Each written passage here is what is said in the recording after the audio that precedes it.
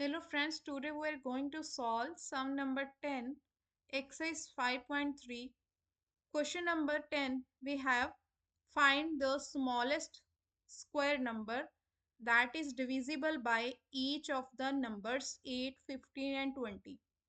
यहाँ पे लिखा है स्मॉलेस्ट, स्मॉलेस्ट का मतलब होता है एलसीएम। अगर लीस्ट लिखा है, स्मॉलेस्ट लिखा है, लोएस्ट लिखा है तो आपका मतलब एलसीएम लिखा है कि आपने एलसीएम निकालना है। आपने इन तीनों नंबर्स का एलसीएम निकालना है सबसे पहले। फिर आपने देखना है कि जो एलसीएम हमारा आ रहा है क्या वो एक स्क्वायर नंबर है। ठीक है, अगर स्क्वायर नंबर है ओके, अगर नहीं है तो हम उसे फाइंड करेंगे।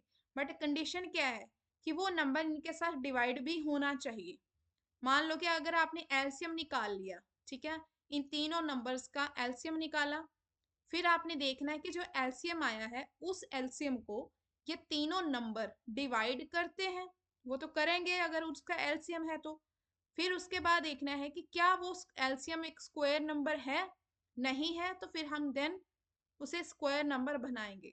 तो सबसे पहले क्या निकालना है, एलसीएम। तो यहाँ पे लिखोगे एलसीएम ऑफ क्या क्या नंबर दिए हमें, 8,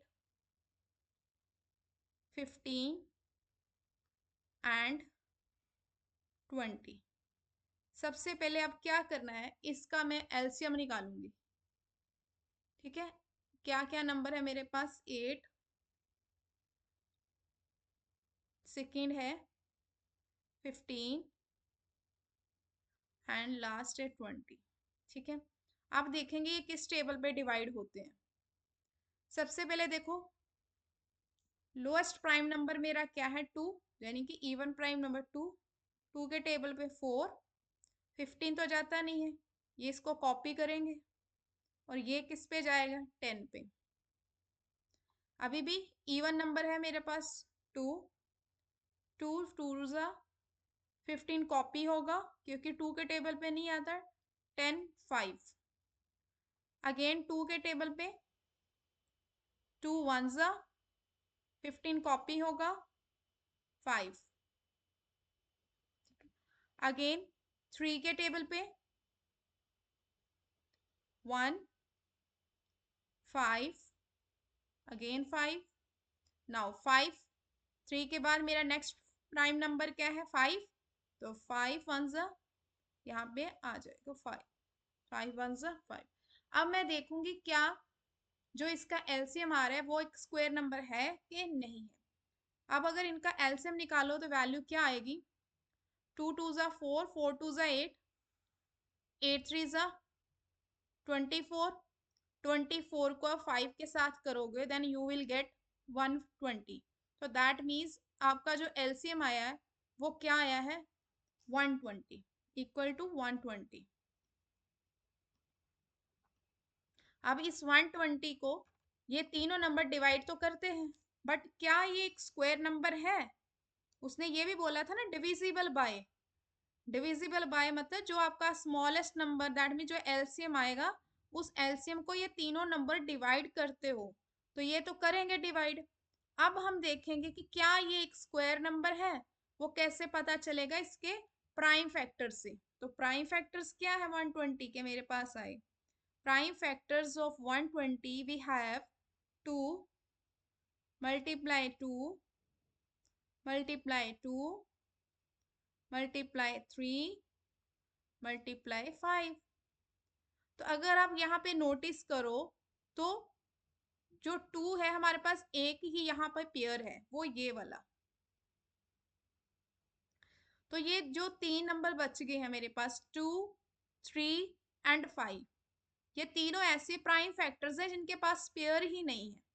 तो here prime factor 2 3 5 has no pair, that's why 120 एक स्क्वायर नंबर नहीं है।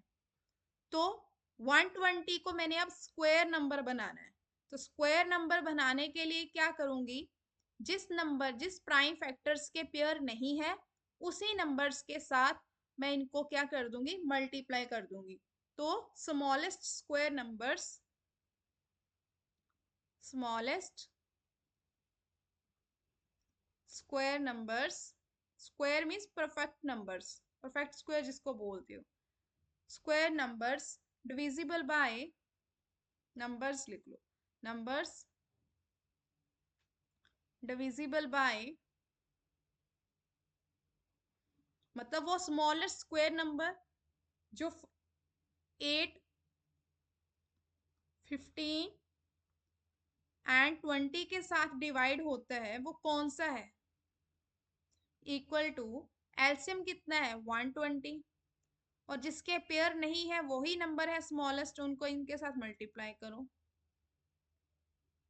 ठीक है, नाउ इनको मल्टीप्लाई करो, 12 टू ज़ा 24, 24 थ्री ज़ा 72, 72 को 5 के साथ करो 360, और एक जीरो मेरे पास स्टार्टिंग में है, ये आपका आंसर है।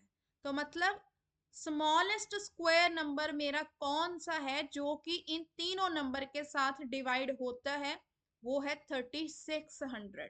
ठीक है, तो इसमें कुछ नहीं है, आपको ये पता होना चाहिए पहले कि आपने एचसीएफ निकालना है कि एलसीएम निकालना है। अगर स्मॉलेस्ट लिखा है, लीस्ट लिखा है, तो एलसीएम निकालो, वो एलसीएम इन तीनों नंबर के साथ डिविजिबल होगा, फिर आपने देखना है कि वो एलसीएम एक स्क्वायर नंबर है, अगर नहीं है तो आप उसको स्क्वायर नंबर बनाओगे। ठीक है, तो इस वीडियो में इतना ही है, अब मिलते हैं नेक्स्ट वीडियो में।